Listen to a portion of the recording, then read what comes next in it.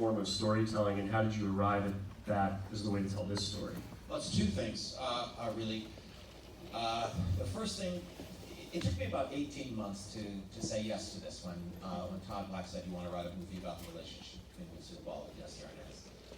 And that 18 months was spent kind of figuring out, what the shape of that would be. I knew what I didn't want to do was a biopic.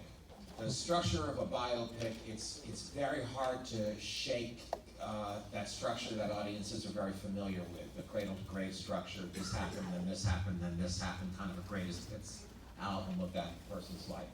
But also, as he said, I do like compressed spaces and compressed periods of time. They say that if you're bringing home a new puppy, that you should get a crate that's just big enough for the dog to be able to turn around in, but no bigger, because that confined space really gives them a sense of comfort. And I'm very much like a small, cute animal. But I like that too as a writer. So I came up with this idea of let's set the whole thing during one production week of I Love Lucy, Monday table read, Friday audience taping.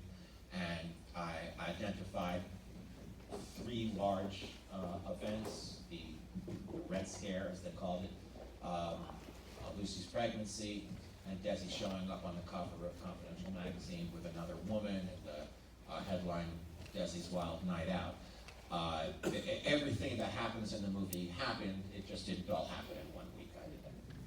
So you said it took you 18 months to say yes to this, and I remember when Trial of Chicago 7 came out, I remember reading an interview with you where you said that you took that job and then immediately had to learn what the Chicago 7 was, because you actually didn't really know. Yeah, in that case, it was Steven Spielberg who said, "You want to write a movie about Chicago 7?" And I said, "Chicago 7? You betcha."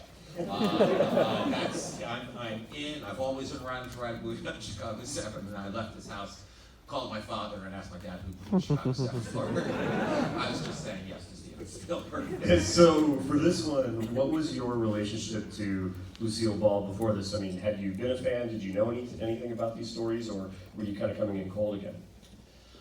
I would say that I was a passive fan of I Love Lucy.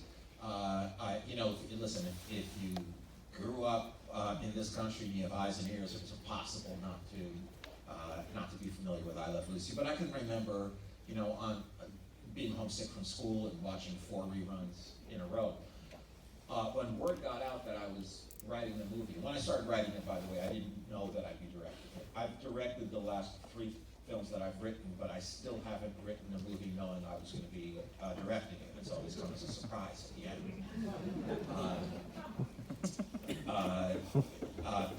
But when word got out that I was writing it, what I realized very quickly was that there are many, many people who still have an intense relationship with these characters.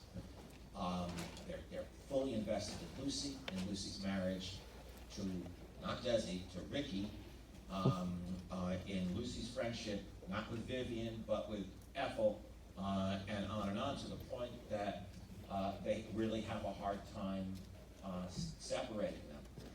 And so one of the things I was looking forward to doing was showing them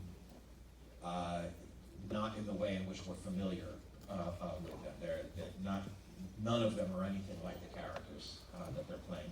And they don't even look like the characters. Lucille Ball doesn't look like Lucille Ball, or I should say she doesn't look like Lucy Ricardo.